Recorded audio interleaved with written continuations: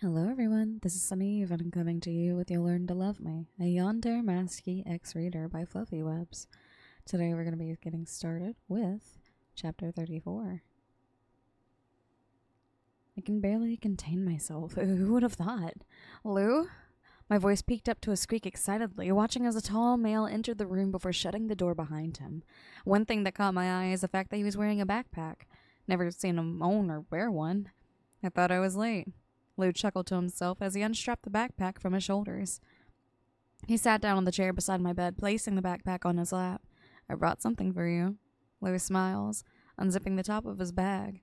I curiously waited for him to pull out whatever he had for me. He didn't even have to dig in. I noticed a fuzzy head suddenly pop up from inside of the bag, and I had to refrain myself from letting out a gasp of surprise. I know they don't allow animals in here, but I don't have any place to leave them at, so I had no other choice. Lou explains as the furry creature jumped out of the bag and onto the bed. Whiskers purrs, rubbing his soft body onto mine before rolling over onto his side. I just can't wipe the smile off my face. Who could have imagined he was the one to suddenly pop out of nowhere? So, I heard what happened. Just as I began giving my affection to Whiskers, I hear Lou speak up. I paused for a few seconds, pursing my lips as I brushed my hand along Whiskers' body. You shouldn't have gone to the forest. I feel like he's scolding me as if I were a child, but I know he's right. Masky made multiple attempts to stop me, but I still had to be such a stubborn girl, and look where I ended up. I know. Sorry if I worried you. I frown. Lou huffs, slumping back in his seat. He crosses his arms over his chest and averts his gaze from mine. After a few seconds of silence, I hear him question. How are you feeling now? Well, I'm not better than before, but also not worse. I shrug my shoulders. Fine, I guess. I respond shortly. Lou hums in reply. He still looks angry with the fact that I went into the forest on my own, and maybe I could brighten up the mood a bit. Whiskers curled up in my lap and closed his eyes while I thought of something to say. Aw, were you really worried about me? How cute. A teasing grin spreads across my lips. Lou's eyes snap back to meet mine as his cheeks gain a noticeable red tint. Well, of course. I mean, how could I not? You're hurt, and... Just before he could continue his little ramble, I stretch out my arm to him, holding up my hand. I'm just teasing. I let out a short laugh, only to make Lou release a breath and smile a bit. He subconsciously grabs my hand, lightly rubbing his thumb over my knuckles. Figures. He chuckles a bit. He stares down at my hand for a few seconds before quickly letting go, retracting his hand back to himself. Dazed by his unusual reaction out of nowhere, I slightly furrow my brows, silently questioning him. I see him shortly swallow before standing up nervously, swinging his empty backpack over his shoulder. Sorry, he stammers. He shoots a short glance at the clock hanging on the wall before looking back to me. I should be going. Visiting time is almost over. I could tell he was clearly bothered by something, but what? Did I do something wrong? Whiskers was already soundlessly asleep on my lap, and I wasn't planning on waking him up. Wait, I could ask my nurse if he can stay for the night. I offer, to which he quickly rejects. No, that's... Hey, Wyan, visiting time is... Samantha barges in and freezes almost immediately upon seeing a cat on my lap. Oh boy, I hope I wouldn't get into any trouble. I expected her to scold me, but she surprisingly did the contrary. Oh, what a cute little baby, she beams, rushing over to my bed and stroking the sleeping cat, who perks up from the sudden contact of a human hand. Whiskers pulls his head back from Samantha's hand before curiously sniffing it. After he made sure she was no threat, he joyfully headbutted her hand as he demanded for more petting. I was a bit dumbfounded by her reaction, and so was Lou. No, he belongs to my friend. I sheepishly smile as Sam happily gives her affection to Whiskers. Samantha smiles, tilting her head up to look at Lou. What's its name? She questions cheerfully. Lou shortly laughs, still flabbergasted at her excited reaction. Whiskers, he responds. Hi, Whiskers. Samantha speaks in a light-hearted, soft tone similar to the one people use to talk to babies. Whisker purrs audibly, continuing to pushing his head further into Sam's head. Aw, you're such a cutie, she giggles, giving Whiskers' head one last scratch before straightening herself up. I clear my throat. Maybe this would be a good time to ask. Hey, is my friend allowed to stay the night? I ask. Sam smiles. Well, why not? But just in case another worker comes by, be sure to hide Whiskers. I wouldn't want to get in trouble, she states. I reply with a nod and a smile of gratitude as Samantha walks past Lou.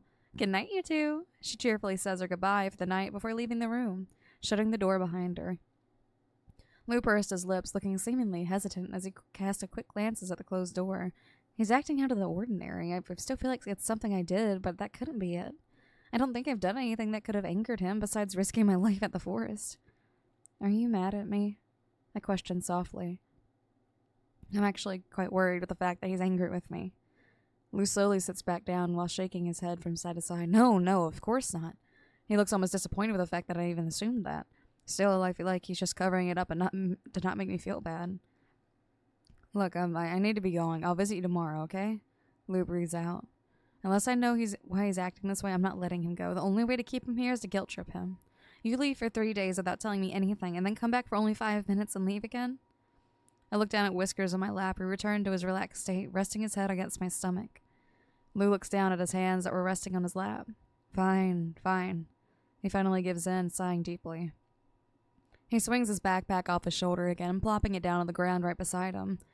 He shifts himself into a more comfortable position, lazily crossing his arms over his chest. I smile in success, knowing I finally convinced him into staying the night. It might be the right time to get some answers. Why'd you leave for so long? I question innocently. Lou clears his throat. I had to get back to Whiskers to take care of him. He responds quickly and most likely truthfully, and I hum. Nothing out of the ordinary so far. I still feel like you're angry with me, I state firmly before continuing. I'm sorry if I worried you. I'm sorry if you're angry about the fact I went into the forest. I'm sorry if... No, that's not the case, he sighs. I arch a brow, patting the pillow behind my back to fluff it up a bit so I could rest more comfortably. What is it? Why do you seem so agitated? I ask. Lou bites his bottom lip, shifting his gaze over to his side. I'm just angry with myself, he confesses, looking everywhere beside me. Why would he be angry with himself? It's not like he's done anything wrong. And as much as I want to further poke into the subject, I feel like I pressured him enough. If you need anything, just know I'm always available. I reassuringly pat his knee, since it's the only limb of his that I can reach. Lou can't help but smile at my support and lightly chuckles. Yeah, I know. Lou trails off. I see him bite the inside of his cheek as if preventing himself from blurting anything else out. Let's get some rest. You seem tired, he points out, finally shifting his gaze back to me with a tiny smile. Well, now that he mentions it, I unintentionally release a yawn before rubbing the corner of my eyes. Yeah, you're right. I softly giggle, pulling my arms behind my back to shove my pillow down onto the mattress so I can lay down on it. I slightly shuffle downwards until I'm laying on my back, careful enough to not startle Whiskers. I let out an almost inaudible relaxed sigh before slightly tugging the covers up to my neck. Good night, Lou. Good night. Something fuzzy and soft tickles my nose, causing me to slowly wake up.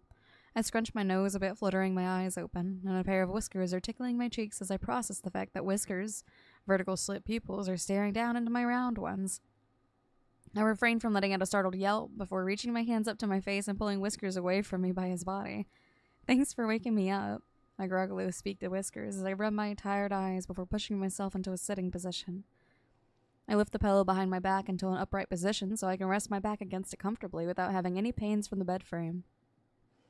I let out a yawn, stretching my arms above my head before glancing over to the side. Lou was still there in his seat, soundlessly asleep. His head hung low and his mouth was ever so slightly ajar as his chest slowly rose and fell with each breath. It's cute to see him so peaceful, honestly. Whiskers purrs and kneads the covers happily before curling into a comfortable ball of fur. So, he woke me up just to go back to sleep again? Wow, thanks. Appreciate it. Seeing how Lou was still asleep and I was suddenly rudely woken up by a furball, I guess the only thing I could do was watch some TV, as always. I grabbed the remote from the little nightstand beside me while I shot a quick glance at the clock on the wall. Surprisingly, I woke up a couple minutes before visiting time, which meant Helen could come in at any moment. That's going a bit awkward, isn't it? I yawned once more, switching on the TV whilst doing so, and I lowered the volume low enough so that it wouldn't wake up Lou in a scare. As expected, nothing interesting on besides morning cartoons, so as always, I'll stick to that. After an episode of the kids' show I was watching, Lou finally woke up by himself. Surprisingly, Helen hasn't come in yet. He's usually spot on once visiting time is open. Lou lets out a yawn, stretching out his arms and legs in front of him, and I greet him with a smile. Good morning. I greet him softly. My voice still sounds a tad tired since I woke up only a couple minutes ago, and Lou smiles, straightening himself up in his seat. Morning. Speaking about my morning voice, Lou's was more noticeable and obvious. His voice was raspier and lower than his usual soft one, which actually took me aback for a few seconds. I'm so used to his soft-spoken voice, and now that I think about it. Did you sleep well? He asks, leaning forward a bit and resting his forearms on his legs. I nod. Yeah, I should be asking you that, though, I retort, eyeing the uncomfortable-looking chair he was sitting on. He laughs shortly. It could be worse. I glance over to the clock once more. It's 10 minutes past visiting time, and Helen has never been this late. I wonder where Helen is, I think out loud, pursing my lips before looking at the door in case he'd come in any moment. Helen? I hear Lou ask in a questioning yet surprised tone of voice. I look over to Lou and nod. Yeah, he's been watching over me ever since I came into this hospital, pretty much, I explain. Do you know him? I ask. Just in case he was confused about whoever Helen was. Not too surprisingly, Lou responded to my question with a nod. Yeah, how did he know you were in the hospital? Better yet, why would he want to watch over you? Lou furrows his brows in confusion. I don't know if it's just me, but it may sound like he's just a little bit jealous about the fact that Helen has been with me for days now. Well, Masky sent him to watch over me since he can't come himself, I explained. Lou hums in understanding, but still seemed bothered by something. He seemed to be pursing his lips to not ask further questions, though, so I didn't get into it either. I stare back up at the TV before I suddenly hear 3 knocks on the door, and in a panic I quickly pick up Whiskers and place him on my lap underneath the covers. I place my hands on top of the covers, reassuring the startled cat with a pat. Come in. I raise my voice loud enough for the person on the other side of the door to hear. And the door opened with a click, and a familiar, tall, raven-haired male entered the room. Oh, Helen is finally here. Good morning. His usual dull voice greets as he steps into the room. Sighing out of relief, I allow Whiskers to scramble out of the covers and back onto my lap. I notice Helen holding multiple white plastic bags in his hands. One was surely drawing supplies, and the other were most likely food. Helen caught the gaze of Lou, who just stared straight back, and Helen seemed to just brush off the fact that a cat was inside, though. Hello, Lou. Helen simply greets, looking not surprised at all. I blink a couple of times as Helen casually walks to the other side of the room, grabbing an empty chair that was near the window and dragging it to the other side of the bed, the opposite side of where Lou is now sitting. He placed his bags on the ground and took out a few food containers along with a thermos cup. Ah, breakfast. I've been waiting for it. Helen pops off the plastic lid from the container before grabbing a plastic fork, sticking it into whatever food was in the container. He places the container on my lap and hands me the warm cup. Finally, some decent food. I thank Helen with a smile, as I do pretty much every day before chowing down on my food, and Helen picks up his sketchbook from one of the bags and does his usual thing. Lou arches a brow to himself, eyeing Helen curiously. Why did Masky send you here? I hear Lou question, which was obviously directed towards Helen, so I decide to ignore it and continue eating my food whilst keeping my attention on the cartoon I'm watching. Helen doesn't even bother to make eye contact with Lou. I don't know. He simply responds. Lou purses his lips into a thin line for a few seconds. How long have you been with her? Lou stitches his eyebrows together. This time, Helen blankly looks up from his sketchbook. I'm not interested in her, he states firmly, almost making me choke on my breakfast. Geez, that hit harder than it should have. Lou was taken aback by the statement and straightens himself up. What? That's not an answer to my question. Are you trying to imply something? Lou scoffs. Helen's dull eyes sharply bore into Lou's bright ones.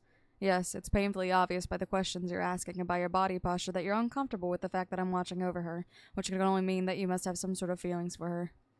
Helen states as the matter of fact, and at this point I place my fork down and share glances between the two males. Lou's cheeks were flushed, and he seemed very tense, while Helen was exactly the opposite. He seemed relaxed, very relaxed, and without a single word, Helen returned his attention back to his sketchbook. I swallowed the last piece of food in my mouth before turning to look at Lou, who looked stiff as a log. His cheeks were dusted in a red hue as he caught my gaze for only a few seconds before swiftly looking away.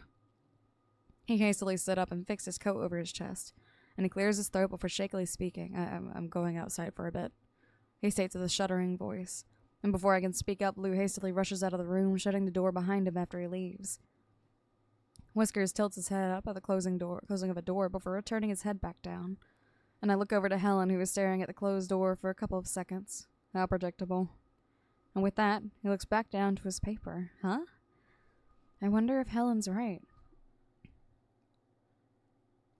Author's note. I'll try to upload the rest here and not forget about it again. That is the end of that chapter. The next chapter after that is chapter 35. Let me know how you guys feel about that, and I will see you guys the next time. Until then, bye bye.